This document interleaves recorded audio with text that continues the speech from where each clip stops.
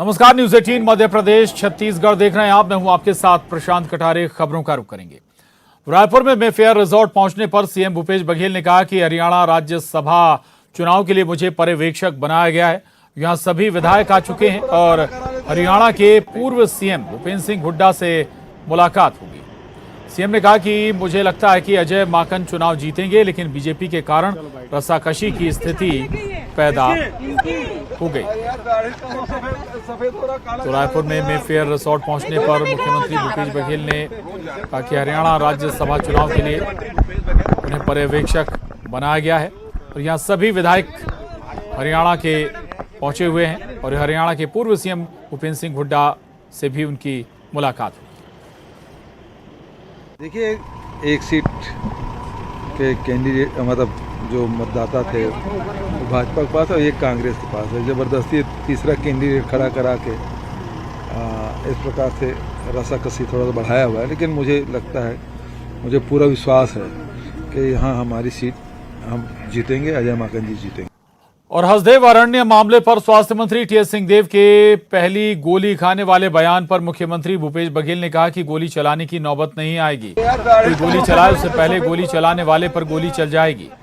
CM ने कहा कि यदि टीएस सिंहदेव नहीं चाहते कि वहां पेड़ कटें तो वहां एक डाल भी नहीं कटेगी। इसके साथ ही उन्होंने केंद्र सरकार पर निशाना साधते हुए कहा कि खदान आवंटन का काम केंद्र सरकार करती है, इसलिए बीजेपी को केंद्र सरकार के सामने विरोध जताना चाहिए। बीजेपी की ओर से सवाल उठाना भी गलत है। इस मामले पर उन्होंने बीजेपी पर दोहरा चरित्र अपनाने का आरोप भी लगाया। अभी जिस प्रकार से ये हमारे बाबा साहब का भी बयान आया है कि पहली गोली लगेगी तो मुझे लगेगी कि गोली चलने की नौबत नहीं आएगी और जो गोली चलाने वाले पहले ही गोली उन पे चल जाएगी जो चलाने वाले हैं उस पर। और जहाँ तक कि बाबा साहब उस क्षेत्र के विधायक हैं, वो नहीं चाहते तो पेड़ क्या एक डंगाल नहीं कटेगा। मैं फिर से रिपीट कर देता हूँ, यदि टीएस सिंहदेव क्षेत्रीय विधायक और हमारे वरिष्ठ मंत्री हैं, यदि वो नहीं चाहते, जब तक उसकी सहमति नहीं बनेगी, कोल आवंटन है वो केंद्र सरकार के हिस्से में है। पर्यावरण अधिनियम केंद्र सरकार का है, वन अधिनियम केंद्र सरकार का है। तो सारे जो नियम हैं वो केंद्र सरकार के। अलॉटमेंट भी करने का अधिकार उनको है और अनुमति देने का अधिकार उनको है। मैं कल भी प्रेस कॉन्फ्रेंस कांकेर में ये बोला था कि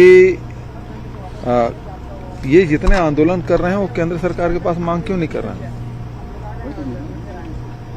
और बृजमोहन जी यदि चाहते हैं तो फिर सीधी सी बात है कि इतना विरोध यदि उनको लग रहा है कि विरोध है तो भारत सरकार से मांग करे कोल आवंटन कीजिए, खदान आवंटन के उसको निरस्त कर दे, न रहे बांस न बजे बांस। ग्रामीण विकास मंत्री टीएस सिंहदेव अंबिकापुर के परसा कोल माइंस क्षेत्र पहुंचे। यहां उन्होंने जंगल में पेड़ों की कटाई के विरोध में बैठे ग्रामीणों से मुलाकात की। सिंहदेव ने परसा कोल माइंस को लेकर ग्रामीणों से चर्चा की और सभी की राय जानी। इस दौरान ग्रामीणों के साथ मंत्री टीएस सिंहदेव ने कटे हुए पेड़ों का जायजा लिया। उन्होंने ग्रामीणों से चर्चा करते हुए कहा कि सभी लोग पहले एक स्पष्ट राय बनाकर अपना पक्ष रखें। मैं आपके साथ हूं। यदि गांव के लोग परसा कोल माइंस के खिलाफ हैं तो किसी भी हालत में जंगल की कटाई नहीं होने देंगे।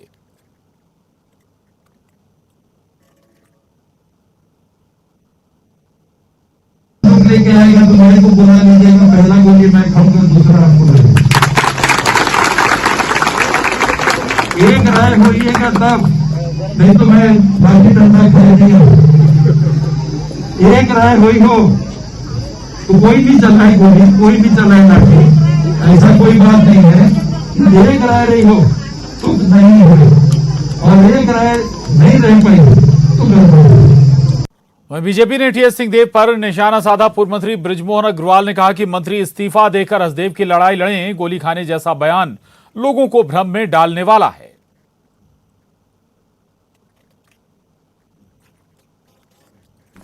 आज मैं समाचार पत्रों में पढ़ रहा था कि इनके स्वास्थ्य मंत्री बोलते हैं कि अगर गोली चलेगी तो पहली गोली मैं खाऊंगा।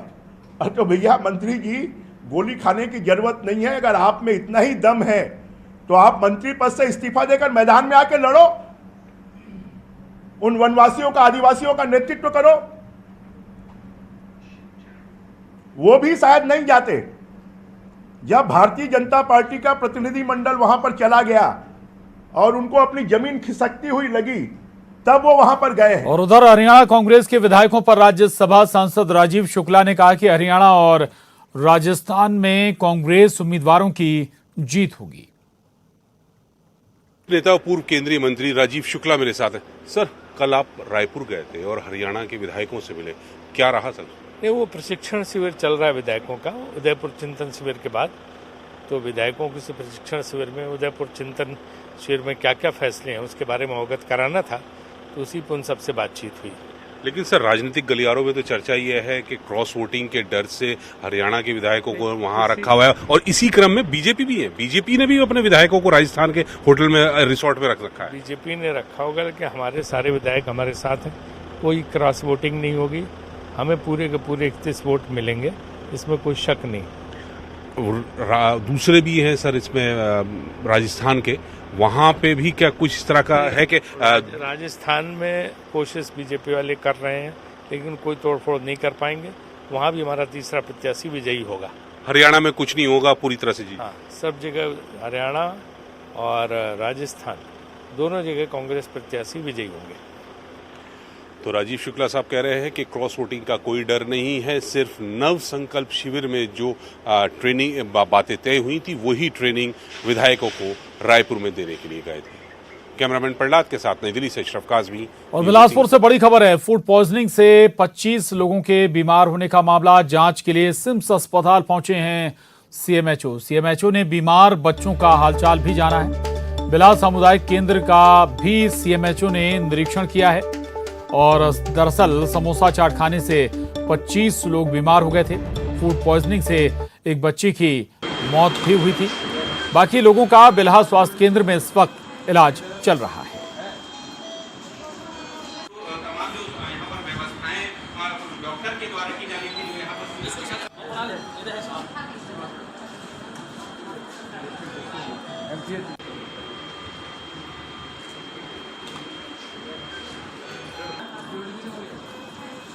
और बिलासपुर में पानी पूरी खाने से एक बच्ची की मौत हो गई है और कई लोग बीमार हो गए।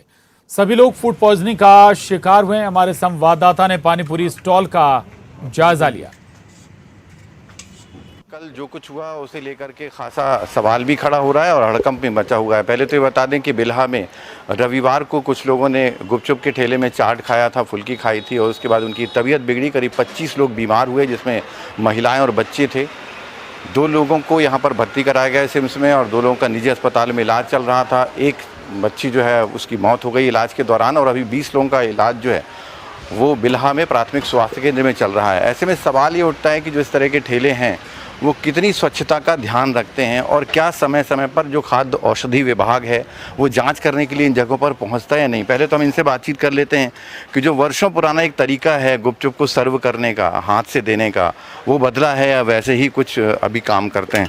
सर, आप लोग चाट का ठेला कब से ये काम कर रहे हैं? सर, ये हम लोग को करीबन 40 साल हो रहे हैं सर। 40 साल जी सर। जो तरीका है पहले का कि गुपचुप को हाथ से आप लोग देते थे, सर्व करते थे, वो अभी भी बरकरार है या कैसा कुछ है? नहीं सर, जब से कोविड आया तब से हम लोग मसाला भी चम्मच से डालते हैं, और पानी अगर जैसे देना रहता है तो इसमें पानी दे देते हैं, और आपका प्लेट में ऐसे गुपचुप सजा के अपन उसमें अलग से पानी दे देते हैं। लोगों की वैसे क्या डिमांड रहती है? डिमांड, जी सर, डिमांड तो ये रहती है कि एक भर के दो, पर अपन बोलते हैं अभी कोविड के बाद अपन हाथ डुबाना बंद कर दिए हैं, और अपन अलग से पानी दे दिए और फुल्की अलग से प्लेट में दे दिए।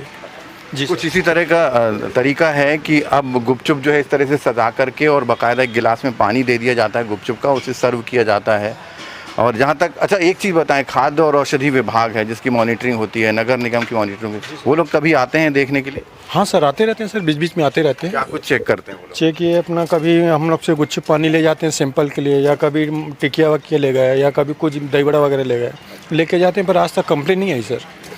तो इस तरह की चीज़ें हैं कि समय समय पर खाद्य और औषधि विभाग पहुंचता ज़रूर है जांच करने के लिए, और जो सैंपल उन्हें लगता है उनकी जांच के लिए वो लेकर भी जाता है। हालांकि उसकी रिपोर्ट क्या होती है ये आज तक तो सामने नहीं आता है, लेकिन सवाल बरकरार है कि कितनी स्वच्छता के साथ जो है लोगों को यह परोसा जा रहा है। क्योंकि काफ़ी ज़्यादा लोग परेशान इस बात पर हैं कि कल जो कुछ हुआ बिल्हा में, उसे लेकर के सवाल इसी बात पर खड़े हो रहे हैं कि स्वच्छता का कितना ध्यान रख रहा है और जो जिम्मेदार विभाग है वो कितना सजग और सतर्क है। विनोद कुशवाहा, न्यूज़ 18, बिलासपुर। कुनकुरी वन परिक्षेत्र के कंडोरा में NH 43 के किनारे हाथी ने बुजुर्ग पर हमला कर दिया। हाथी के हमले में बुजुर्ग की मौत हो गई। वन विभाग की टीम मौके पर पहुंचकर मामले की जांच में जुटी है। वहीं कुनकुरी वन परिक्षेत्र के ही जामचुआ में हाथी ने एक महिला को कुचलकर मार डाला। एक दिन में हाथियों ने 2 लोगों को मौत के घाट उतार दिया। हाथियों के उत्पात से कुनकुरी वन परिक्षेत्र में रहने वाले लोग दहशत में हैं। तो देर रात घर के बाहर ये लोग सो रहे थे, उसी दौरान हाथी ने बुजुर्ग पर हमला कर दिया था, जिसमें हमले में बुजुर्ग की मौत हो गई थी। चिल्ला रहे थे, हाथी हाथी करके चिल्ला रहे थे, तो हम उठ गए हैं। तो हम सुन रहे हैं, तो अब हम क्या जान रहे हैं कि हमारे घर तरफ आ रहा है करके हाथी हाथी आदमी बोल रहे हैं। तो गेट के पास देखे तो हाथी डायरेक्ट हम सुन रहे हैं और तुरंत आ गए हाथी। उनको उनके बाड़ी में अंदर घुस करके हाथी ने मतलब मारा है उनको, और ये बहुत दुखद घटना है कि अब हाथी घर के अंदर तक पहुंच रहा है।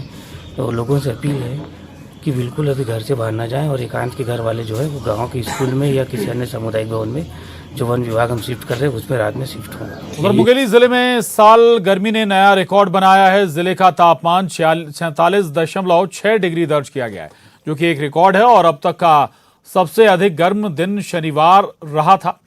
मुंगेली छत्तीसगढ़ का सबसे गर्म जिला भी रहा है। नौतपा समाप्त होने के बाद लोगों को उम्मीद थी कि गर्मी कम होगी, लेकिन गर्मी और तापमान बढ़ता जा रहा है, जिससे लोगों का हाल बेहाल है। लोग मानसून का बेसब्री से इंतजार कर रहे हैं। मुंगेली जिले में तापमान रिकॉर्ड तोड़ते जा रहा है और मुंगेली जिले में तापमान 47 के पार पहुंच गया। यही वजह है कि लोग परेशान हैं और लगातार गर्मी से लोगों को परेशानी हो रही है। कुछ लोग हमारे साथ हैं, हम जानना चाहेंगे कितनी परेशानी हो रही है आप लोगों को। बहुत परेशानी हो रही है यहाँ पे, और नौटप्पा ख़त्म हो गया है। हमको लगा था कि नौटप्पा ख़त्म होने के बाद थोड़ी राहत मिलेगी, लेकिन ऐसा कुछ भी नहीं हुआ है। और यहाँ गर्मी से परेशान है, कूलर पंखे कुछ काम नहीं कर रहे हैं। हालत बहुत ख़राब है, पसीने से लथपथ हो जाते हैं हम लोग पूरी तरह से।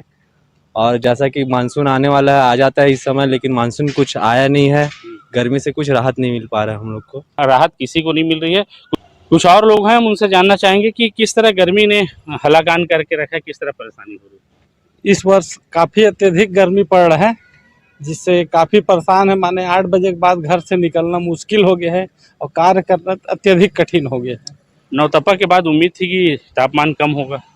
हाँ, नौतपा के बाद कम हो जाएगा ऐसा था, पानी भी गिर जाएगा, लेकिन इस बार तो न पानी का पता है न गर्मी कम होने का आसार दिख रहा है। देख सकते हैं कि नौतपा भले ही खत्म हो गया हो, लेकिन गर्मी कम होने का नाम नहीं ले रही है और यही कारण है कि लोगों को गर्मी से काफ़ी परेशानियों का सामना करना पड़ा। साथ ही अब लोग उम्मीद लगा रहे हैं कि मानसून कितनी जल्दी दस्तक दे, जिससे गर्मी से लोगों को राहत मिल सके। न्यूज़ 18 के लिए मुंगेली से प्रशांत शर्मा की रिपोर्ट। और भीषण गर्मी से जांजगीर चांपा जिले के लोग परेशान हैं। शहर में दोपहर होते ही चौक चौराहे पर सन्नाटा पसर जाता है। लोग गर्मी से बचने के लिए अपने घरों में हैं और भीषण गर्मी में पंखे कूलर भी काम नहीं कर रहे। मानसून आने के बाद ही लोगों को कुछ राहत मिलने की उम्मीद है। लोग बेसब्री से मानसून का इंतजार कर रहे हैं।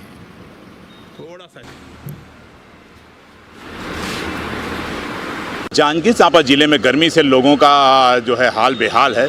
आप देख सकते हैं कि किस तरीके से दोपहर के भी 2 ही बजे हैं, लेकिन जो है चौक पर किस तरीके से सन्नाटा पसरा हुआ है और लोग जो है धूप से बचने के लिए जो है अपने मुंह पर कपड़े बांध करके निकल रहे हैं, या लोग जो है ठंडे जो पेयजल है उनका मज़ा ले रहे हैं। इस वक्त हम जांजगीर के कचहरी चौक पर हैं और आइए हम कुछ लोगों से बात करते हैं कि किस तरीके से गर्मी का यहाँ पे हाल है, किस तरीके से लोग गर्मी से हालाकान हो रहे हैं। हाँ सर, क्या नाम है आपका? जितेंद्र कुमार मेरा नाम। जितेंद्र जी, देख रहे हैं कि जांजगीर चांपा जिले में गर्मी काफ़ी है। नौतप्पा तो खत्म हो गया, लेकिन गर्मी का सितम जारी है। क्या बोलेंगे, किस तरीके से आप लोग परेशान हो रहे हैं? जी मैं बता दूं कि जैसे घर से हम निकल रहे हैं तो बिना मास्क लगाए हम लोग निकल नहीं पा रहे हैं। गर्मी इतना तेज़ हो गया है कि घर से निकलना काफ़ी मुश्किल हो रहा है। देखा जा रहा है कि जांजगीर चांपा में पूरा 40 से 45 डिग्री लगातार चल रहा है, पारा चल रहा है, जिससे घर से निकलना काफ़ी मुश्किल हो गया। कूलर पंखा भी काम नहीं कर रहा है। एसी तो ले नहीं सकते हैं, मध्यम वर्ग के लोगों हैं, एसी हम नहीं लगा सकते हैं, जिससे काफ़ी परेशानी हो रही है और घर से बाहर निकलना तो बहुत प्रॉब्लम हो रहा है। जी हाँ, लोग काफ़ी परेशान हैं। लोगों का कहना है कि जो पंखे और कूलर हैं बिल्कुल काम नहीं कर रहे हैं। एसी से थोड़ी बहुत राहत है, लेकिन एसी हर किसी के लिए लेना बस की बात नहीं है। यहाँ पे और भी कुछ लोग हैं, आइए हम उनसे भी चर्चा करते हैं कि हाँ भैया, क्या नाम है? बादल बजाज। बजाज जी, देख रहे हैं गर्मी काफ़ी है, क्या बोलेंगे, कैसी परेशानी हो रही है आप लोगों को? बहुत परेशानी हो रही है, घर से निकलना है, कहीं बाजार जाना है, क्या है तो बाजारें भी आधी बंद लगी पड़ी हैं, आदमी निकल नहीं पा रहे हैं।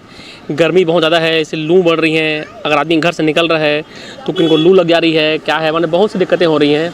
और घर में रहो तो कूलर हैं तो कूलर काम नहीं कर रहे हैं। लोग काफ़ी परेशान हैं। लोगों का कहना है कि गर्मी से कूलर हैं, पंखे वो बिल्कुल काम नहीं कर रहे हैं। हमारे साथ इस वक्त और भी कुछ लोग हैं। हाँ भाई साहब, क्या नाम है आपका? रमेश आदित्य। आदित्य जी, देख रहे हैं कि गर्मी काफ़ी है जांजगीर में, किस तरीके से आप लोग परेशानी हो रहे हैं? अरे गर्मी तो ऐसा है, नौतपा चले जाने के बाद भी गर्मी बरकरार है। अब इंतज़ार है मानसून का। अब तो ऐसा लग रहा है कि जैसे कर्फ्यू में जो सुनसान रहता था वैसे ही माहौल अभी भी है गर्मी के कारण। बस इंतज़ार है मौसम का, कब आएगा मौसम, कब मौसम बारिश होगी। कूलर पंखे तो ऐसा लग रहा है खुद आग उगल रहे हैं, राहत तो अभी मिल ही नहीं रही है। सब परेशान है, बेहाल है अभी गर्मी से। जी हाँ, जांजगीर चांपा जिले में जिस तरीके से नौतप्पा जाने के बाद भी गर्मी का सितम जारी है, इससे लोग हलाकान है और अब लोगों को मानसून का इंतज़ार है। हालांकि मानसून आने में अभी कुछ दिन बाकी हैं, लेकिन जिस तरीके से नौतप्पा जाने के बाद गर्मी का सितम जारी है, लोग काफ़ी परेशान हैं और लोग अब यही कह रहे हैं कि जल्द से जल्द मानसून जो है आ जाए तो राहत मिलेगी। रोहित शुक्ला, न्यूज़ 18 मध्य। और जबलपुर में भीषण गर्मी का दौर अभी भी जारी है। तापमान 44 डिग्री के पार पहुंच गया है और इसी सीजन में नौतपा के बाद सबसे ज्यादा तापमान दर्ज किया जा रहा है, जबकि माना जाता है कि नौतपा में 9 दिनों तक सबसे ज्यादा गर्मी रहती है। मौसम विभाग द्वारा अनुमान जताया गया है कि आने वाले दिनों में भी तापमान अपने चरम पर रहेगा।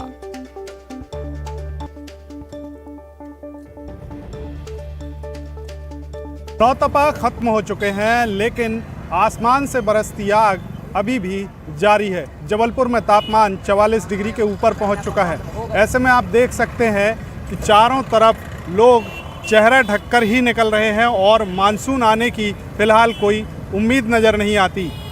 जबलपुर में मौसम विभाग की अगर माने तो बीते 4 दिनों से तापमान 44 डिग्री के आसपास है।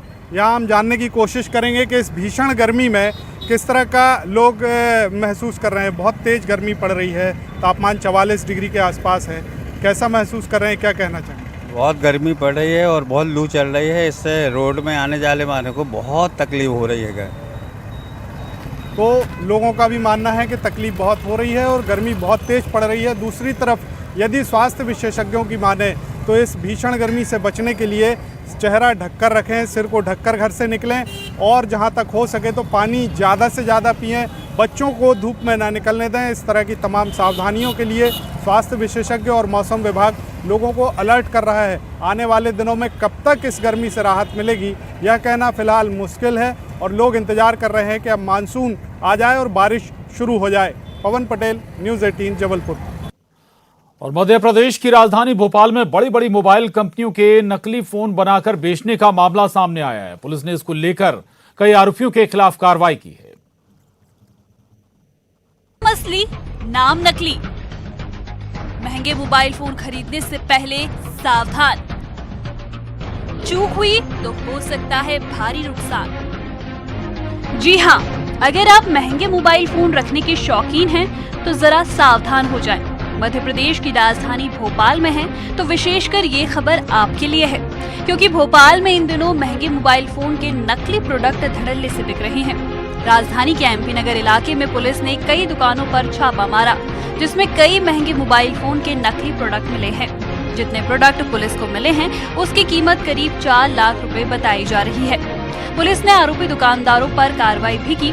आरोपी दुकानदारों के खिलाफ कॉपीराइट एक्ट के तहत मामला दर्ज कर लिया गया है।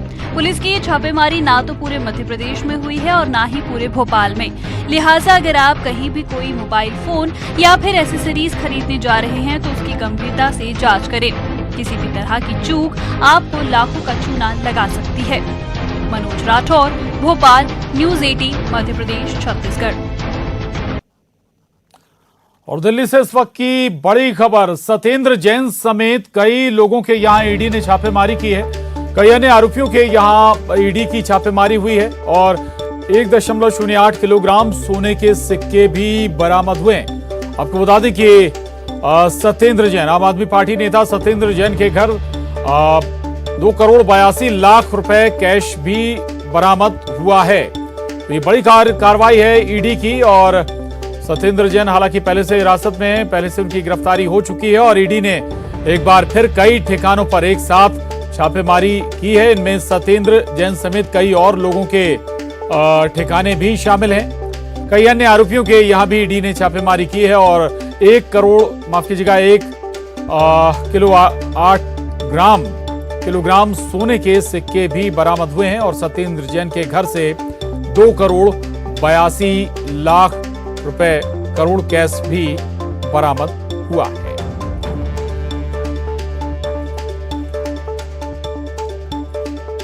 तो 1 किलोग्राम से ज्यादा सोने के सिक्के बरामद हुए हैं और करीब 2.25 करोड़ रुपए कैश भी बरामद हुआ है। सत्येंद्र जैन के घर से 3.25 करोड़ रुपए के आसपास कैश बरामद किया गया है ईडी के जरिए। एक छोटे से ब्रेक के लिए यहां पर रुक रहे हैं, जल्द लौटेंगे।